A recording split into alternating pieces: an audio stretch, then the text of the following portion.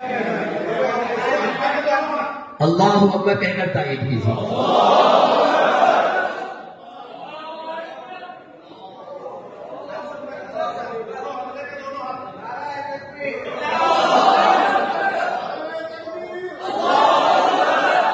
جزاک اللہ۔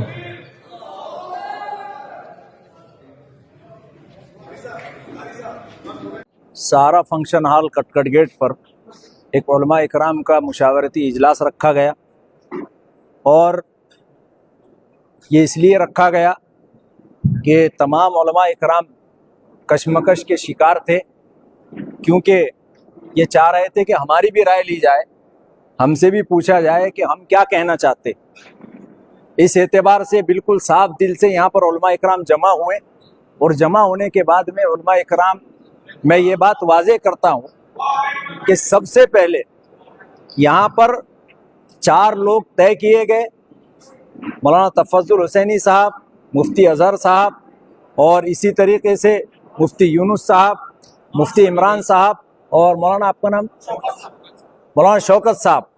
ان کے نام دیے گئے کہ ان میں سے کس کو جو ہے فیصل بنایا جائے، اور اس کے لیے بھی علماء اکرام سے رائے لی گئی۔ تو الحمدللہ مولانا تفضل صاحب کے حق میں 48 نام آئے، 48 لوگوں نے مولانا کی رائے دی، اور اس بنیاد پر مولانا تفضل حسینی صاحب کو اس اجلاس کا امیر فیصل مقرر کیا گیا۔ پھر اس کے بعد میں تمام لوگوں سے رائے لی گئی، نام لکھے گئے باضابطہ ان کے، اور زمینی سطح پر کیا حالات ہے اس حالات کی مناسبت سے علماء اکرام نے اپنی آراء پیش کی کہ، اور یہ بھی بات واضح کی گئی اس میں کہ جو ہے ہمارے ووٹ تقسیم نہ ہو، اس لیے وقت کا تقاضا یہ ہے کہ سب مل کر اگر ایک طرف جائیں گے تو ہو سکتا ہے انشاءاللہ ہم سب کو امید ہے اللہ کی ذات سے کہ اللہ تبارک و تعالی جو ہے یہاں پر ثمر آور فیصلہ یہاں پر ہوگا، اور ہماری ایک قیادت جو ہے وہ اسمبلی میں پہنچے گی۔ تو جتنے علماء اکرام یہاں پر موجود ہے، آپ سب نے دیکھے ہیں، انہوں نے ہاتھ اٹھا کر تائید بھی کی ہے۔ تو یہ جو فیصلہ لیا گیا، تمام علماء اکرام سے الگ الگ رائے لینے کے بعد، ان کے نام لکھنے کے بعد، 400 علماء میں سے تقریباً 392 علماء کے رجحانات جو ہے وہ مجلس اتحاد المسلمین کی طرف ہے، اور اس اعتبار سے علماء کے رجحانات کو دیکھتے ہوئے نوجوان علماء نے شہر کے یہ متفقہ فیصلہ کیا۔ اورنگ آباد شہر کے مقامی نوجوان علماء کی کثرت رائے سے رائے اس بنیاد پر لی گئی تھی کہ اپنے اپنے محلے، اپنے اپنے علاقے میں، اپنے ماتحت عوام الناس میں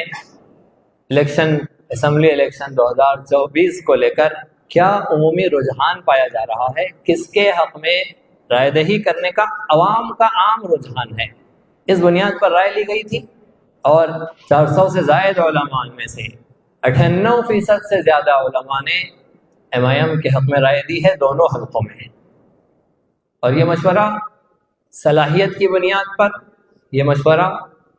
اختلافات جو ایک دوسرے سے ہے ان اختلافات کی اصلاح اور صفائی کی بنیاد پر نہیں لیا گیا تھا، کون اہلیت رکھتا ہے، کون قابل ہے، اس بنیاد پر نہیں لیا گیا تھا، صرف اس بنیاد پر لیا گیا تھا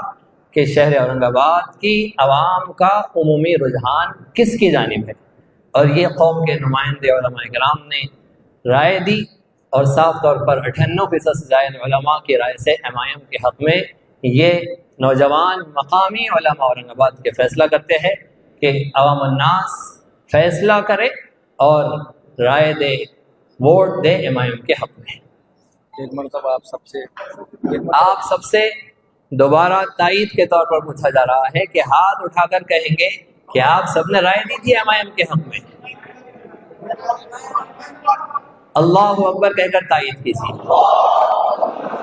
جیسا کہ شروع میں ایک بات بتلا گئی تھی کہ ہمارے کینڈیڈیٹ کو جتانے کے لیے 70,000 ووٹ پڑنے چاہیے، تو الحمدللہ امت مسلمین کے 50 ووٹ کے قریب بالکل غالباً امکان ہے کہ MIM کو ہی گریں گے۔ اور پرسوں ہمارے قائد نے जो मराठा समाज के लिए जो एफिडेविट जो जारी करे, तो चूंकि हम एक मार्केट में रहते हैं, हमने देखा है कि हमारे मराठा बिरादरान भी ये एफिडेविट को देख करके एक जम्मे गफीर एमआईएम के हक में आया। तो मेरे भाई ये क्या बात हुई कि गैर हमको वोट कर रहे हैं और हम इंतशार का शिकार है। तो हमारे उलमा की सबसे बड़ी जिम्मेदारी बनती है कि 2-3 दिन का वक्त है, हम तन मन धन के साथ ये काम में लग जाए। बाज लोगों के जहनों के अंदर ये बात है कि हमने उलमा कराम का ये मुशावरती इजलास हज़रत मौलाना सज्जाद नुमानी साहब दामत बरकातुहुमुल आलिया की मुखालफत में और उनके ख़िलाफ़ में लिया है, लिहाजा वो इनकी ये गलत फहमी दूर कर दें। हज़रत मौलाना सज्जाद साहब दामत बरकातुहुमुल आलिया का ये ऑडियो क्लिप भी आया हुआ है। हज़रत ने ये फरमाया कि मकामी उलमा जिसको बेहतर समझें ज़मीनी सतह पर, तो वो अपने एतबार से उसका इंतखाब करे और मेरे पास में आए, मैं ज़रूर इस एतबार से नज़र सानी करूँगा। अस्सलामु अलैकुम। दोस्तों, इस पर आपकी क्या राय है कमेंट करके ज़रूर बताइए और इस वीडियो को लाइक और शेयर भी कर दीजिए।